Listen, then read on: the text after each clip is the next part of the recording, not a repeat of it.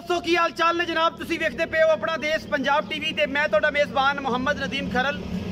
सब तो पहले अपने चैनल को करना है सबसक्राइब ते बेल आइकन ते क्लिक करना है अच्छी ते बेहतरीन वीडियो का नोटिफिकेशन हमेशा ही तरह वीरों मिलता रहे। वीर वेखते रहन हमेशा अनमोल खूबसूरत और आउट क्लास नुमाइशी जानवर अपना देश पंजाब टीवी दी अलहमदुलिल्लाह बनाई देने खा मज्जा होन गावां होन झोटियां होन। अज एक पहलन बच्ची लैके हाजिर होए ये जना मूँह चार दंदे जर्सी साहिवाल का क्रास है। बाकी कैमरे की लुक विच ओदी नज़र च हर चीज़ दिखानी है। मगर भी बच्ची है आ भी बच्ची है जर्सी साहिवाल क्रास है।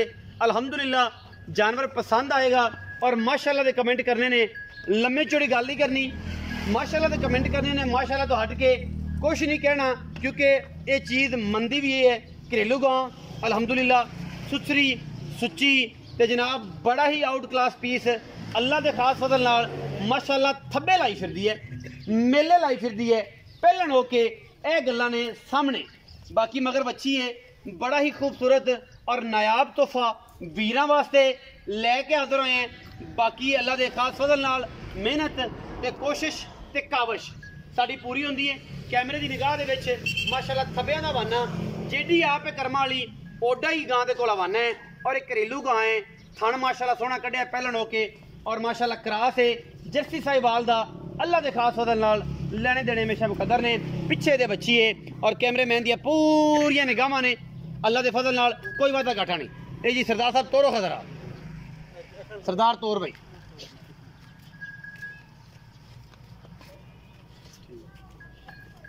नदीम पर लै चली यार मां वाले पास ना इंदी मां भी खड़ी हो भी विखानी और हाथे वाले पासे मां भी विखानी इंदी पर लै जावी पूरा ले नदीम मां भी विखानी यार। सरदार नईम डोगर ते सरदार वसीम डोगर ते सरदार नदीम डोगर ये जनाब डोगरा दी करदी है माशाल्लाह। ओ जनाब इहदी मां भी खड़ी है ओ जे सिंह ते ओ जे रंग रूप वापस लिया ए जे मेले लांदियां ने कदे कदे मिलदियां ने ए जियां गाई ए जियां शहजादियां और ओ पिछे पूरा घर दा माल डोगर डेयरी फार्म तो जनाब तोहफा बिस्मिल्लाह माशाल्लाह माशाल्लाह माशाल्लाह माशाल्लाह माशाल्लाह माशाल्लाह माशाल्लाह अल्लाह पाक नजरे बात तो बचाए जी। ते पिछे दे बच्ची है माशाल्लाह जिवें मां है ओडी चंगी बच्ची है।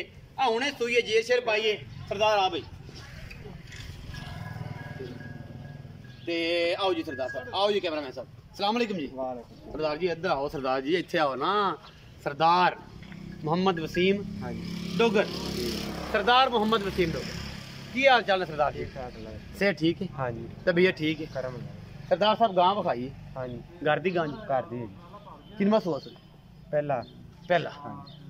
मगर इधर सारा माल मताते रहे? हाँ जी देखी किसी और दा तो नहीं अपना है ओ इनदी मां है ओ इनदी मां हाँ जी जाती है? हाँ जी अच्छा मगर बच्ची है बच्ची अच्छा ये जड़ी गां है हाँ जी मुंह किवें मुंह चौगी है सरदार वसीम डोगर मुंह चौगी है पहलन बच्ची है मगर बच्ची जेर शेर पा ली?